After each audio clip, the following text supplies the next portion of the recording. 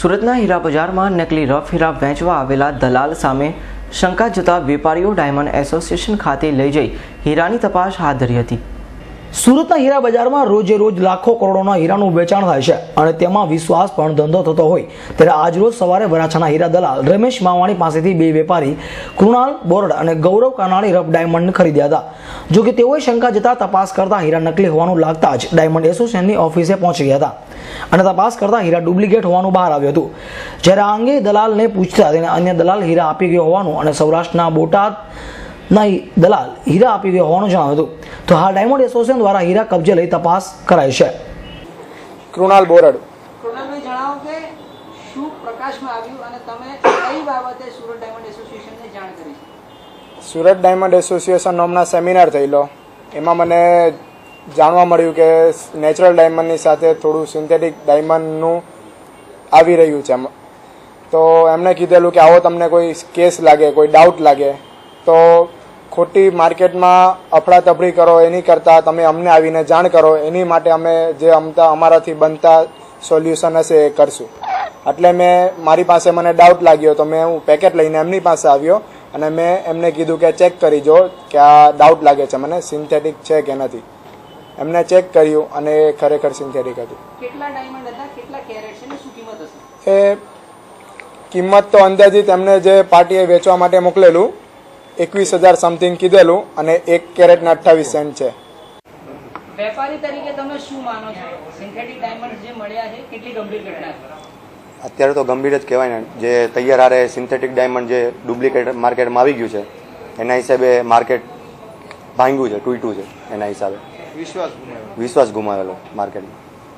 રમેશભાઈ, જે કૃત્રિમ હીરા પકડાયા છે વેચનાર આપ છો, આપ શું કહેશો? કહેવામાં તો શું છે કે કાચું લીધું એની અંદર આવેલા છે, અમને તો ખ્યાલ નહોતો કે આ સિન્થેટિક છે કે શું છે। કોની પાસેથી તમે વેચાણમાં લીધા હતા ને? બોટાદમાંથી લીધેલા છે। ડાયમંડ એસોસિએશનનું સ્ટેન્ડ એ રહે છે કે ગવર્મેન્ટ અર્ધ સરકારી સંસ્થા જેમ્સ એન્ડ જ્વેલરી પ્રમોશન કાઉન્સિલના માધ્યમથી નેચરલ ડાયમંડ મોનિટરી કમિટીનું એક ગઠન કરવામાં આવ્યું છે। આ કમિટીની અંદર સરકારી અધિકારીઓ, ડાયમંડ ઇન્ડસ્ટ્રી સાથે જોડાયેલા તમામ લોકો આની સાથે અંદર કમિટીના સભ્યો છે અને 1.5-2 વર્ષથી આ નેચરલ ડાયમંડ અને સિન્થેટિક ડાયમંડ અંગેનું રિસર્ચ પણ કરે છે કે વર્લ્ડની અંદર કેટલું આનું પ્રોડક્શન છે, ક્યાં મશીનો છે, ક્યાં અવેલેબિલિટી છે। આ કમિટીને મેં જ્યારે આ મને ઘટના મારી સામે આવી ત્યારે મેં કમિટીના એક સભ્ય શ્રી સંજયભાઈ, જે આ કમિટીના સભ્ય છે બોમ્બે, મેં એમને ફોન દ્વારા જાણ કરી કે ભાઈ આ રીતના એક કેસ સુરત ડાયમંડ એસોસિએશનમાં આવેલો છે વેપારીઓને મિત્રો લઈને, તો મારે શું કરવું જોઈએ। તો એમની એવી મને અત્યારે સલાહ આપી છે કે મને તમે માલ અને એ લોકોની ડિટેલ લઈ લો, આગળ હું તમને સૂચના આપીશ કે આપણે હવે શું કરશું। શું આ મામલે ફોજદારી કાર્યવાહી પણ કરવામાં આવશે?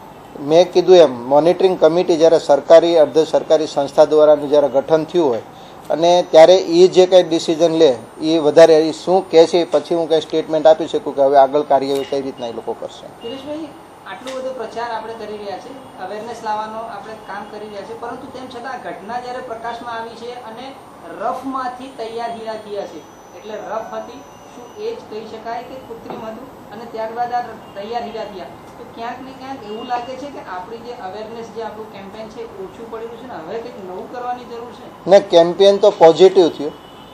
આ કેમ્પેનના કારણે પહેલો કેસ અમારા ધ્યાન ઉપર આવ્યો। લોકો વાત કરતા હતા કેટલા કેરેટ આમ મિક્સિંગ થઈ ગયું, આને આ પ્રોડક્શન કરે છે, ઓલા ભાઈ પ્રોડક્શન કરે છે, પરંતુ ભલે નાની ઘટના છે, નાના કેરેટ છે 1/28, પણ આ બહુ સારી પોઝિટિવ મેટર છે કારણ કે લોકોના ધ્યાન ઉપર આવ્યું કે ભાઈ આવી વસ્તુ, અને ઘણા લોકો માનવા પણ નહોતા કે લોચમુકારી હીરા થોડા ચોંટે। આજે પ્રેક્ટિકલી આપણને જાણવા મળ્યું કે નહીં, લોચમુક સાથે પણ હીરા ચોંટે છે, આ વાત ખોટી નથી।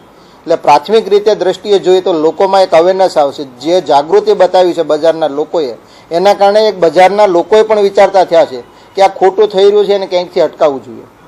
તમામ લોકોના મનમાં અત્યારે એક જ વાત છે કે આ વસ્તુ અટકે ક્યાં, આ બાબતને ધ્યાનમાં રાખી ત્યારે જ આ મેટર અમારી સુધી અહીંયા પહોંચી છે એવું હું માનું છું અને આ નેગેટિવ બાબત નથી, ખૂબ જ પોઝિટિવ બાબત છે। પણ હવે આ વસ્તુને અટકાવવા શું કે રણનીતિ ઘડવા? નહીં, રણનીતિ આ એક જ છે, લોકો પોતાની ક્રેડિટ, પોતાની ઇજ્જત, ડાયમંડ ઇન્ડસ્ટ્રી આખી જે ચાલે છે એ ઇજ્જત ઉપર ચાલે છે, એની ક્રેડિટ ઉપર ચાલે છે. આ ઇન્ડસ્ટ્રીમાં તમારી પાસે એક પણ રૂપિયો ન હોય પણ તમારી ઇમેજ સારી હોય તો તમે કરોડો રૂપિયાનો બિઝનેસ કરી શકો છો.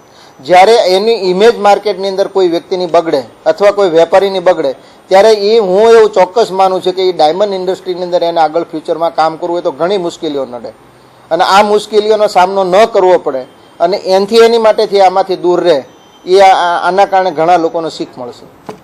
ત્યારે હાલ તો તપાસ બાદ જ આ અંગે ડાયમંડ એસોસિએશન દ્વારા પોલીસ ફરિયાદ નોંધાવવાની તજવીજ હાથ ધરાઈ છે. Bureau report S9 news, Surat.